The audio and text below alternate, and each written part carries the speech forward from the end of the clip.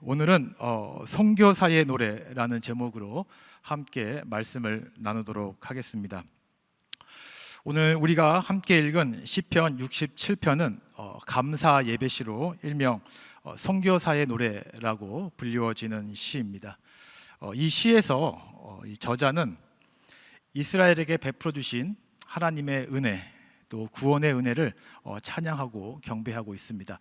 그리고 그것으로 끝난 것이 아니라 그 은혜에 감사하며 열방에게, 모든 민족에게 이스라엘에게 베풀어 주신 하나님의 은혜, 그 구원의 축복을 열방도 함께 누리기를 바란다라는 이러한 찬양으로 노래를 부르고 있습니다. 그래서 오늘 이 시를 통하여서 열방을 향한 하나님의 마음을 우리가 함께 보기를 원하고, 또 이 시간을 통하여서, 이 말씀을 통하여서 우리가 선교에 대해서 또 도전받는 그러한 시간이 되기를 소망합니다. 먼저 1절과 2절을 보시길 바랍니다. 1절을 보시면 이스라엘을 향한 구원이 열방에게 전파되기를 바란다라는 그런 내용이 전개되고 있습니다. 1절과 2절입니다. 하나님은 우리에게 은혜를 베푸사 복을 주시고 그 얼굴빛을 우리에게 비추사 셀라라고 이렇게 말하고, 주의 도를 땅 위에 주의 구원을 모든 나라에게 알리소서라고 말씀하고 있습니다. 여기서 우리는 누구를 가리키는 것일까요? 여기서 우리는 이스라엘 백성을 가리키고 있습니다. 그러니까 이스라엘 백성들이 성전에서 예배를 드리며 불렀던 시이기 때문에 당연히 이스라엘 백성이라 할 수 있습니다. 그런데 그 이스라엘이 하나님을 향하여서 우리에게 은혜를 베푸사 복을 주시고 그의 얼굴빛을 우리에게 비추사 하고 셀라 합니다. 그러니까 이 말은 바로 이 저자가 하나님께서 우리에게 은혜를 주시고 우리에게 복을 주셨다라는 것을 찬송하고 있는 것이죠. 하나님께서 이스라엘 백성에게 복을 주셨다라는 것은 누구도 부정할 수 없는 진리입니다. 하나님께서 아브라함을 택하시고 그를 통하여서 한 민족을 이루게 하시고, 또 애굽에서 비록 종노릇하며 고통의 시간을 갖게 하셨지만 그 다음에 광야 생활을 통하여서 하나님의 말씀, 하나님의 율법을 듣게 하셨고, 또 약속의 땅에 들어가시게 함으로 말미암아 하나님의 백성으로 구분받고 하나님의 은혜를 경험하며 특별히 택함받은 백성으로 살아갈 수 있게 되었죠. 그렇기 때문에 이스라엘 백성은 하나님께 복을 받은 백성, 세상과 구분되어서 구원받은 백성이라 할 수 있는 것이죠. 바로 이러한 하나님의 은혜에 대해서 시인은 먼저 은혜 베풀어 주신 하나님이라고 고백하면서 말씀하고 있습니다. 그런데 이렇게 고백을 한 후에 그것으로 끝나는 것이 아니라 그 다음에 주의 도를 땅 위에, 그리고 주의 구원을 모든 나라에게 알리소서라고 말씀하고 있습니다. 하나님께서 먼저 이스라엘 백성들을 사랑하시고 이스라엘을 축복하셨다라고 말한 다음에 그것으로 끝난 것이 아니라 바로 그 이스라엘을 통하여서 주의 도를 세상 가운데 전파하시고 세상의 모든 민족이 주의 구원을 알게 하소서라고 말씀하고 있습니다. 그러니까 저자가 말하고자 하는 것이 무엇입니까? 하나님의 궁극적인 뜻은 모든 민족, 모든 열방이 바로 이스라엘이 경험한 하나님의 은혜, 그 구원을 모든 민족도 함께 누리기를 원한다, 이렇게 고백하고 있는 것이죠. 시인이 이렇게 고백하는 것은 단순히 개인의 바램으로서 이렇게 고백하는 것이 아닙니다. 바로 저자 역시도 이것이 하나님의 뜻이고 세상을 향한 하나님의 계획임을 알기에 그 하나님의 마음을 품고 이렇게 고백을 하고 있는 것이죠.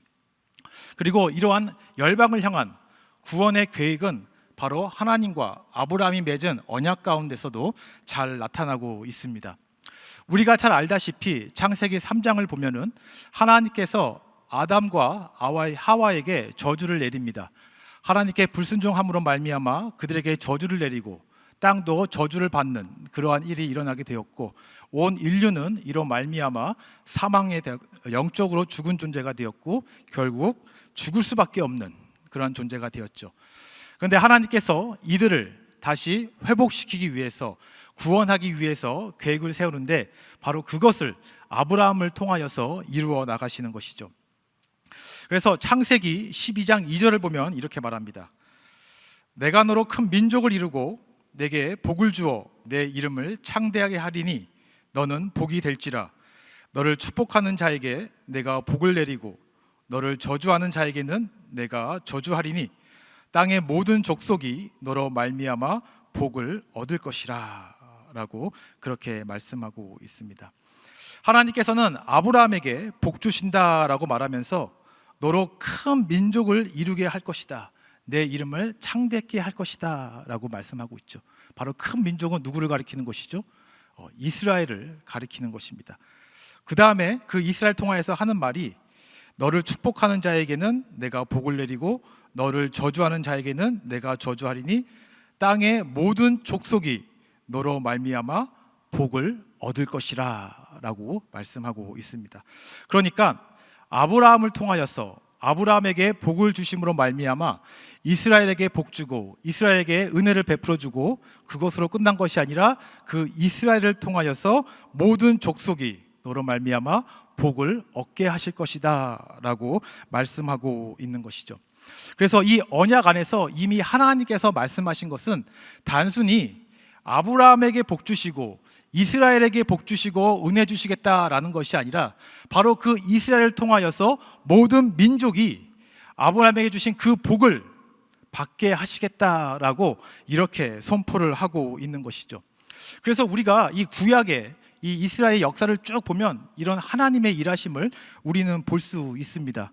출애굽한 이스라엘 광야에서 율법을 가르치시고 또 가나안 땅에 들어가신 후에는 바로 사사를 통하여서 하나님이 직접 그 나라를 통치하십니다. 비록 이스라엘 백성들은 하나님의 말씀대로 순종하지 않고 따르지 않았지만 하나님께서는 끝까지 포기하지 않으시고 징계하심으로 말미암아 그들을 다시 회복시키시고 하나님의 나라로, 하나님의 백성으로 이렇게 세워가시는 것이죠. 자, 그런데 우리가 여기서 한 가지 중요한 게 있습니다. 그것은 무엇이냐면은 하나님께서는 이스라엘 백성을 단순히 복 주시겠다라고만 말하지 않습니다. 하나님께서는 이스라엘 백성에게 사명을 주십니다. 그것이 무엇이냐면은 출애굽기 19장 6절에 나오는데 너희가 내게 대하여 제사장 나라가 되며 거룩한 백성이 되리라 라고 말씀하고 있습니다. 하나님께서 이스라엘을 향하여서 제사장 나라가 되게 하겠다라고 말씀하시는 것이죠. 여러분, 제사장의 역할이 무엇입니까? 제사장의 역할은 중보자의 역할입니다. 즉 하나님과 백성 사이에 중간 역할을 하면서 바로 하나님의 은혜를 백성들에게 전하고 또 백성들을 위하여서 하나님께 기도하는, 중보하는 그러한 역할이 제사장의 역할인데 바로 하나님께서는 이스라엘 백성에게 복을 주시면서 너로 하여금 제사장 나라가 되게 하겠다, 바로 열방을 위하여서 제사장의 역할을 감당하는 그러한 사명을 주겠다라고 말씀을 하신 것이죠. 결국엔 하나님께서 모든 계획하신 것은 이스라엘을 축복하여서 하나님의 백성이 되게 하시고 구원의 은혜를 베푸시고 그것으로 끝난 것이 아니라 이스라엘 백성을 통하여서 바로 열방이 이스라엘이 경험한 하나님의 사랑, 그 은혜, 그 구원을 얻게 하시겠다라는 것이 바로 하나님의 계획이고 하나님의 뜻이라는 것입니다. 바로 이 원대한 하나님의 뜻에 대해서 바로 이 시편의 저자가 시편 67편을 통하여서 같이 노래하며 하나님을 찬양하고 있는 것입니다. 바로 이것이 하나님이 열방을 향한 그의 뜻이고 계획이라는 것입니다. 자, 그런데 우리가 한번 여기서 생각해 볼 것이 있습니다. 하나님께서 이스라엘 백성들을 축복하셨고 그에게 제사장이라는 사명을 주었는데 이스라엘 백성들 어떻게 살아갔습니까? 하나님이 주신 그 은혜에 감사하며 제사장의 사명을 감당하며 살아왔습니까? 그렇게 살지 못하였습니다. 하나님을 돌아섰으며 죄악된 삶을 살아왔고 더 나아가서는 율법주의에 빠져서 내가 더 의로운 자다, 내가 더 위대한 자다라고 생각하며 이방인들을 낮게 보고 멸시하는 그러한 태도를 가지고 살았습니다. 스스로 아브라함의 자손이다라고 하면서 나는 택함받은 백성, 선민의식 속에서 열방을 향한 하나님의 계획, 하나님의 뜻을 생각한 것이 아니라 그 열방을 향한 그 이방인들을 오히려 무시하고 멸시하고 내 스스로 율법대로 행하며 나는 더 의로운 자야, 더 높은 자야, 교만한 태도를 취한 것이 바로 이스라엘 백성이었다라는 것이죠. 하나님 말씀에 순종하며 살 거야 라고 하면서 유대인만, 자기들 안에 갇혀서 하나님 백성이라는 그 특권으로 살아온 게 바로 이스라엘 백성이었고, 바로 이것은 하나님을 기쁘시게 하는 것이 아니라 오히려 하나님의 진노를 일으키는 그러한 모습을 보였던 것입니다. 결국에 하나님은 어떻게 하셨습니까? 그런 이스라엘 백성들을 핍박당하게 하시고 고통당하게 하심으로 그들을 열방 가운데 흩으시고, 이로 말미암아 하나님의 계획대로 그 유대인들을 통하여서 복음이 세상 가운데 전파하게 하신 것이죠. 바로 이것이 하나님의 뜻을 이루어가는 그러한 모습이었고, 시편의 67편을 통하여서 우리는 이런 하나님의 뜻, 하나님의 일하심을 우리는 볼 수가 있는 것입니다. 하나님의 큰 뜻 안에서 이스라엘 백성들을 볼 때 그 이스라엘 백성들을 통하여서 우리의 모습을 한번 돌아보아야 합니다. 우리도 개인적인 신앙에 대해서는 상당한 열심이 있습니다. 내가 하나님을 만났고 하나님의 은혜로 구원받았기에 하나님을 열심히 섬기겠다라는 마음이 있습니다. 그래서 말씀을 열심히 읽고 경건의 삶을 살아가려 하고, 기도의 시간을 늘리려고 하고, 또 기도를 통하여서 하나님과의 친밀한 관계를 가지려 합니다. 그리고 교회 안에서, 공동체 안에서 신실하게 섬기려 합니다. 이 모든 것들 다 하나님 기뻐하시는 그러한 일인 것이죠. 그런데 우리의 신앙생활이 여기에서 멈추게 된다라고 한다면은 그것은 하나님께서 진정 기뻐하는 그러한 모습은 아니라는 것이죠. 하나님께서 우리에게 구원의 은혜를 베풀어 준 이유, 하나님께서 우리에게 신실하게 살아가게 하고 말씀을 깨달아 알게 하신 모든 이유는 우리가 하나님께 경건함으로 나아가 열방을 향하여서 이 제사장의 사명을 감당하게 하기 위함이다라는 것이죠. 이 제사장의 역할, 열방을 향한 우리의 마음 없이 하나님과의 나와의 관계, 개인의 경건을 위한 그러한 신앙생활이라 한다면은 바로 유대인들처럼 자신들의 하나님의 백성이라는 그 생각 안에 갇혀서 하나님을 섬기고 신앙생활하는 그러한 모습밖에 되지 않는다라는 것이죠.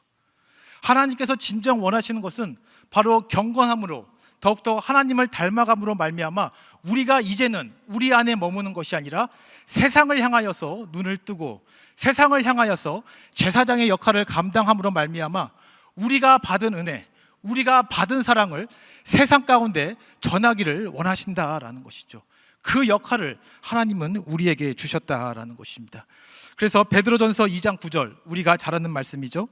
너희는 택하신 족속이요 왕같은 제사장들이요 거룩한 나라요 그의 소유가 된 백성이니 이는 너희를 어두운 데서 불러내어 그의 기이한 빛에 들어가게 하시니에 아름다운 덕을 선포하게 하려 하시리라 라고 말씀합니다. 결국 우리를 왕같은 제사장으로 세우셨는데 그 목적이 무엇이냐?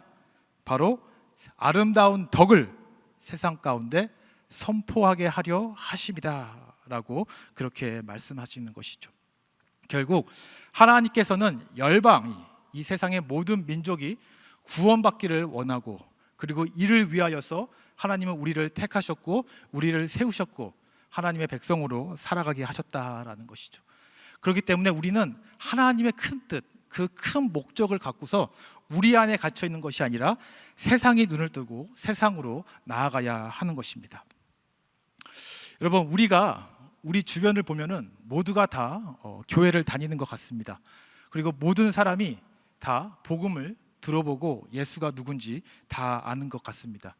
하지만 통계적으로 보면은 여전히 하나님을 알지 못하고 하나님을 믿지 않는 사람들이 이 세상 가운데는 너무나 많이 있습니다. 한국 선교원 조사에 의하면은 2023년 1월 기준으로 세계의 종교 인구, 그러니까 종교를 가진 세계 인구는 71억 4,790만 명입니다. 그런데 이 71억 4,790만 명 중에 기독교 인구는 26억 438명입니다.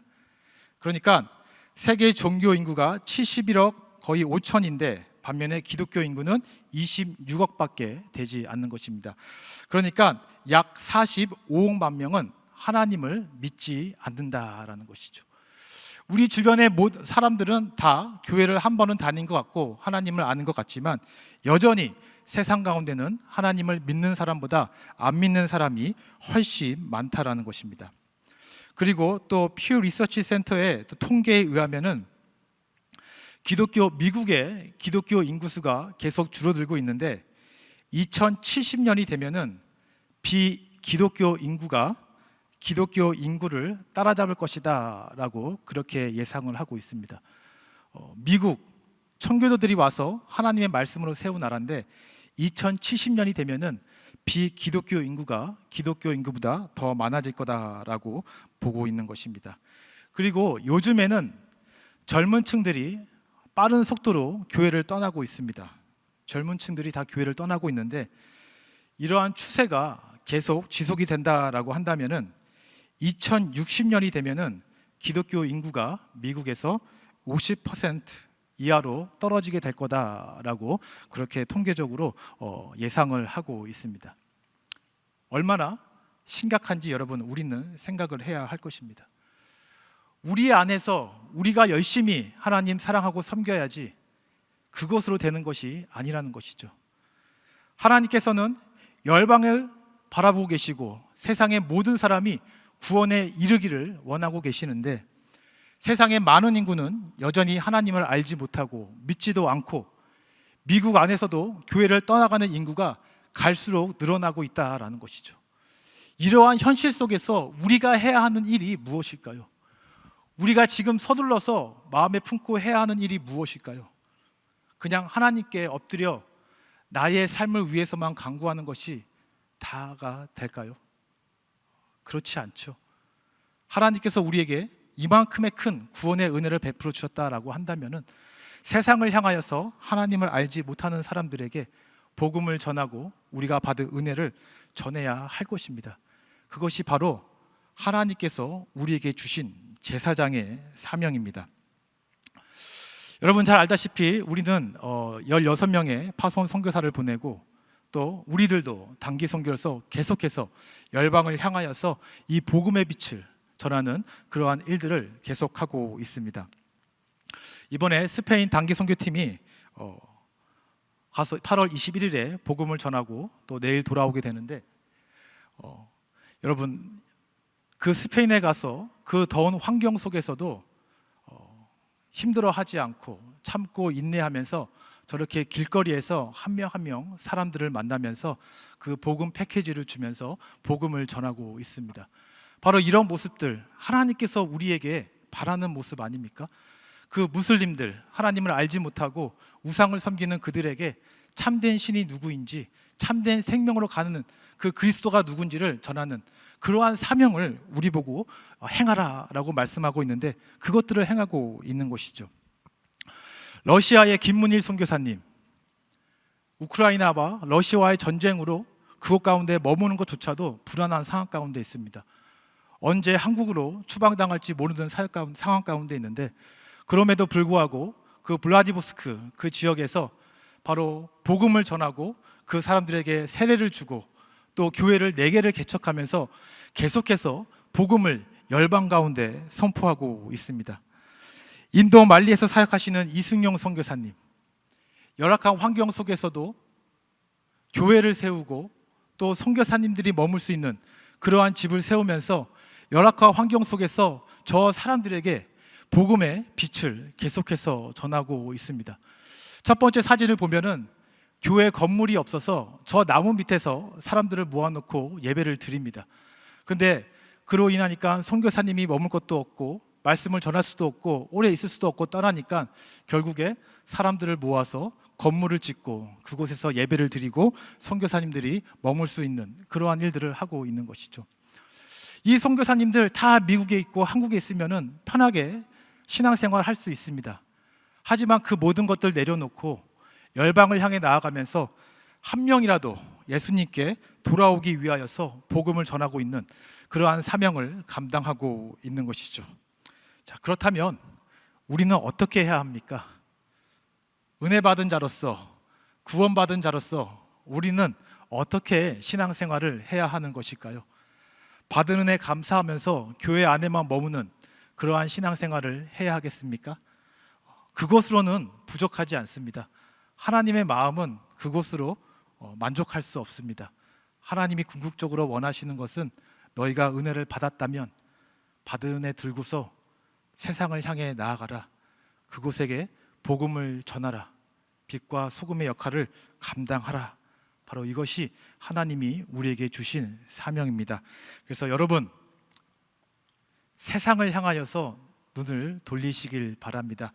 그리고 세상에 아직 하나님을 모르는 영혼들, 그리스도를 영접하지 않은 영혼들을 향하여서 복음을 전하는 일에 여러분 힘써 섬기기를 주님의 이름으로 축원드립니다.